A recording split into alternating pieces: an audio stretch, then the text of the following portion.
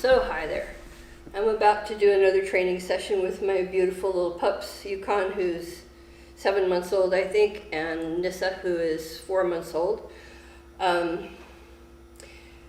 Nissa needs to learn how to wear a harness in a relatively short period of time. I haven't had her with me very long, and on Tuesday, 2 days from now, she's going to go to the vet, so I need her to be as comfortable as she can with that.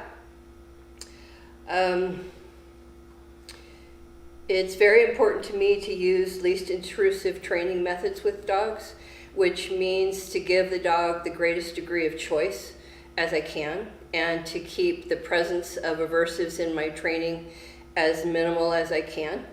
So in some circumstances, I can make training just an absolute party, and as far as I know, nothing about it isn't fun. But with teaching what I'm about to teach to Nissa, she's likely to think that this harness is not such a great plan. From an evolutionary standpoint, a dog has a reason to worry about being physically controlled. I think that it's more provoking for a dog to have a collar on than it is a harness, in my experience with dogs. But on the other hand, a harness has the dog's whole body. There's more hardware on the dog.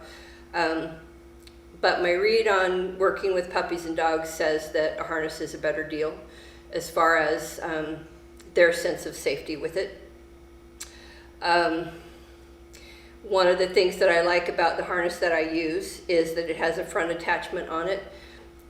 Any work that I do with my dogs, I use my hands as targets. So with a front attachment harness, if the dog meets the end of it, it turns their body slightly sideways, and if I time it well enough and I put out a hand and I get the dog's attention, I can mark and reinforce the dog for looking at me. Often the dog will come back to me for the treat that they know is promised by the mark.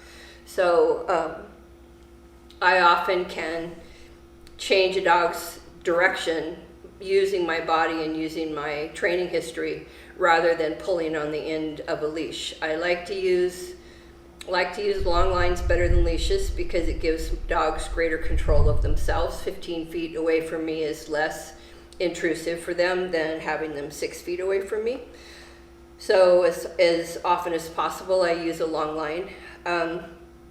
I like to think of using a long line, a leash, and a harness for the most part as a safety measure and not as a way to instruct a dog.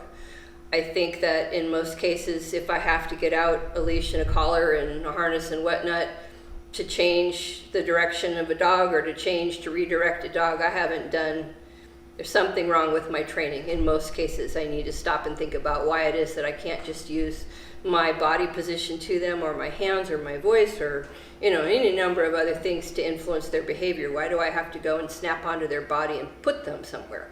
And in most cases, I don't have to. So I make really big efforts to train that way. Almost all the training I do with LGDs is off leash because it makes more sense to them. There's just a whole bunch of reasons, and I won't bore you with all those now.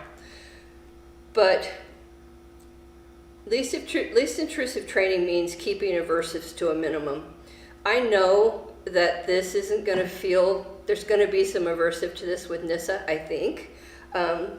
She's only been on leash a couple of times, and that was with a collar. And before she came to me,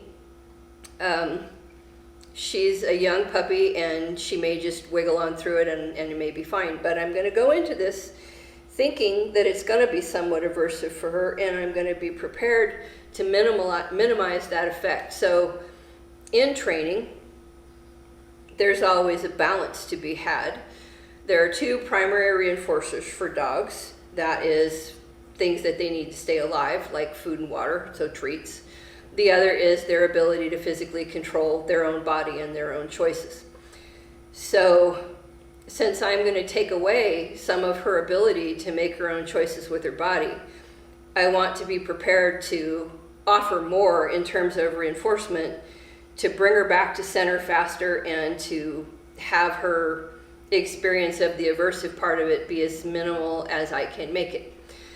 So we're going to work in this building behind me. This is a granary that I'm sitting in, and it is a wonderful place to train dogs because I can close all the doors and I can turn dogs loose. They can get in trouble back here behind me, but for the most part, we can train out in this open area behind me. because of the training that I'm doing today with Nissa on a long line, eventually, if I were outside and she traveled directly away from me, it would be a lot harder for me to catch her eye with my hand and redirect her back to me. So working with her in a square room is by necessity somewhat of a circle. So I should be able to get her brain back to me pretty quickly in this setup. So this is a great place for me to be doing it. This room has reinforcement history for the dogs, more so for Yukon than Nissa, because he's been with me a little bit longer. She's been with me 2 weeks, less than that in training time, because part of that time I wasn't here. And Yukon's been with me he's been with me 6 weeks, I think, something like that. So we've been in here a few times. The dogs have been out in the yard with me a little bit, and I let them run in and out of this building. So this is a happy place. Not a ton of history in here for Nissa, but nothing that she didn't love when she was in here. Setting up the antecedents around a training session is critical to the success of that training session. To not do that and then try to teach a dog something means you're working against your environment, or at a minimum, you're not using the environment to your advantage. So we've talked about the shape of the room and all that. The other thing that I'm doing is I'm training in the disgustingly heat of the day, which isn't as much fun for me. But what I want is minimal activity from these dogs. I want them to be kind of lazy and slow and wander around and look at things and be laid back and kind of nappish.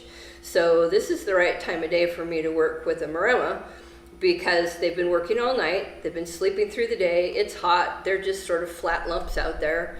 It's 4 o'clock now, if I waited until 7 o'clock, say, when it started to cool off, they would be starting to rev up and go to work. So I'd have more energy in the dog.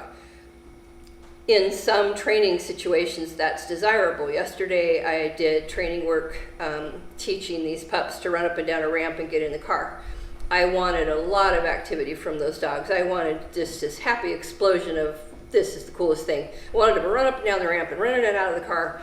That was my fantasy. They actually did it, which is pretty cool. But I trained in that session first thing in the morning when it was very crisp and cool and fresh, and they were really ready to be active. But this training session, I want a calm dog. So I'm picking the heat of the day to do it.